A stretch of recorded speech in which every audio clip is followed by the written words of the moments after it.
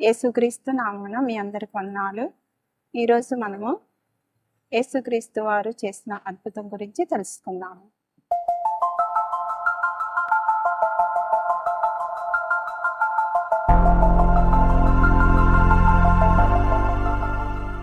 యోహాను సువార్త 21వ అధ్యాయం మనం చూసినట్లయితే ప్రారంభం నుండి అటు తర్వాత యేసు తిబెరియా సముద్ర తీరమున శిష్యులకు మరలా తన్ను ప్రత్యక్షపరచుకొనెను. యేసుక్రీస్తు వారు అంతకుముందు 2 సార్లు కూడా శిష్యులకి ప్రత్యక్షమయ్యారు. మరలా ఈ అధ్యాయంలో 3వసారి ప్రత్యక్షమయ్యారు. ఈ ప్రత్యక్షమైనప్పుడు జరిగిన సంఘటన ఏంటంటే, సముద్ర తీరం దగ్గర 7 శిష్యులు ఉన్నారు.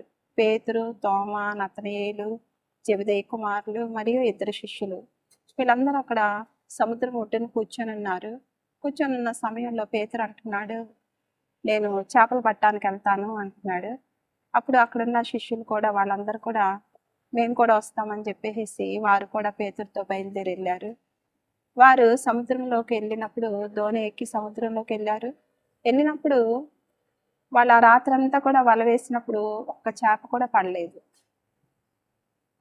ఇంకా రాత్రంతా వాళ్ళు సముద్రంలో తిరిగి ఉన్నారు. తెల్లవారైంది, సూర్యోదయం అయింది. వారు మరి ఒడ్డుకొచ్చిన సమయంలో అక్కడ ఒడ్డున యేసుక్రీస్తు వారు ఎదురుగా నిలబడి ఉన్నారు. వారు ఆయన్ని గుర్తుపట్టలేదు. యేసుక్రీస్తు వారు అడుగుతున్నారు, మీ దగ్గర ఏమైనా భోజనం చేయటానికి ఏదైనా ఆహారం ఉందా అని అడిగినప్పుడు వాళ్ళు మా దగ్గర ఏమీ లేదని చెప్పడం జరిగింది. అప్పుడు ఆయన అంటున్నాడు, మీరు కుడివైపున వల వేయండి, వల వేసినప్పుడు మీకు దొరుకుతాయి అని చెప్పినప్పుడు వారు ఆయన మాట విని వలని దోనికి కుడివైపున వేశారు. కుడివైపున వేసినప్పుడు విస్తారమైన చేపలు పడి వాళ్ళు ఆ వలని లాగలేకపోయారు. వాళ్ళు ఆ దోనిలోనే ఉండి ఆ వలని లాక్కుంటూ దరికి వచ్చారు. దరికి వచ్చినప్పుడు అక్కడ ఆ యొక్క ఒడ్డున నిప్పులు చూశారు. ఆ నిప్పుల మీద చేపలు ఉన్నాయి, ఒక రొట్టె ఉంది. యేసుక్రీస్తు వారి దగ్గరికి వాళ్ళు వచ్చారు. వచ్చినప్పుడు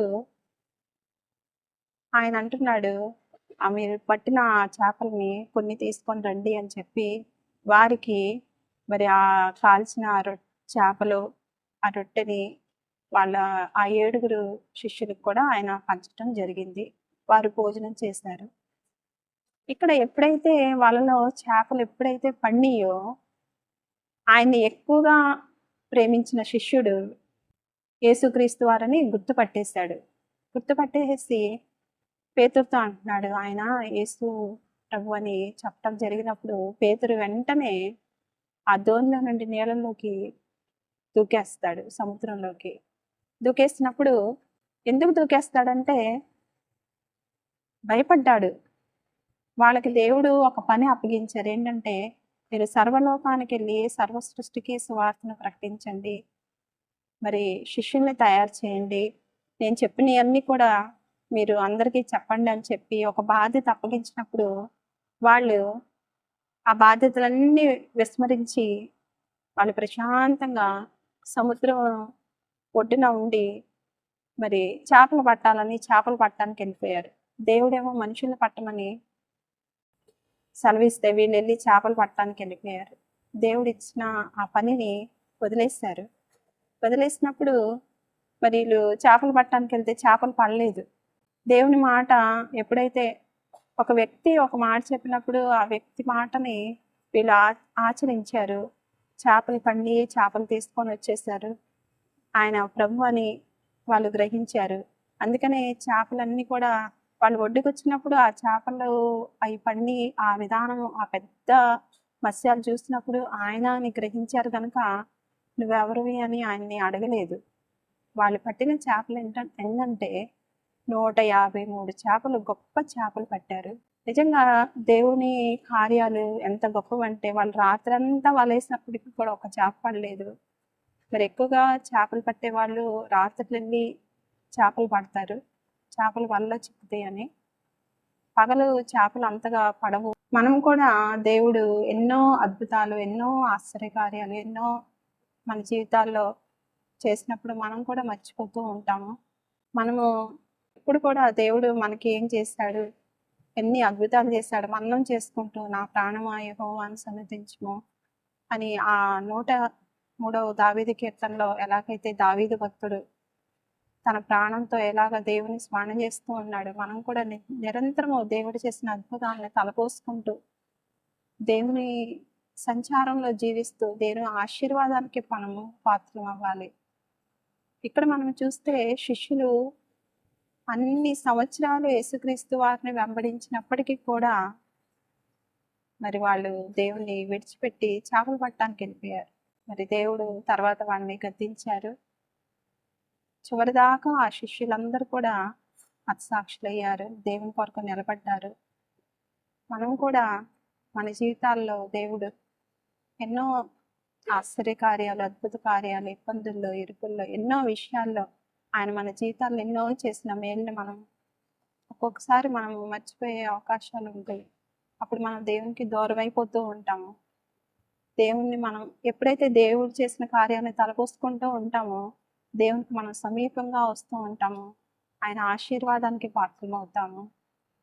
మరి మనం నిరంతరము కూడా దేవుని విడిచిపెట్టకుండా దేవుడిచ్చిన ఆజ్ఞల్ని మనము నిరంతరము ఆజ్ఞల్ని గైకుంటూ పూర్ణ మనసుతో, పూర్ణ బలంతో, పూర్ణ విధానంలో దేవుణ్ణి మనము స్మరణ చేసుకుంటూ దేవుణ్ణి ప్రేమిస్తూ ఎన్నివలే నీ పొరుగువాన్ని ప్రేమించమని ఆయన ఇంకా ఎన్నో ఆజ్ఞల్ని మనకి ఇచ్చారు. ఆ ఆజ్ఞల్ని మనము గైకొనాలి. ఆ ఆజ్ఞల్ని గైకొనటం వలన దేవుని ఆశీర్వాదానికి మనం పాత్రలు అవుతాము.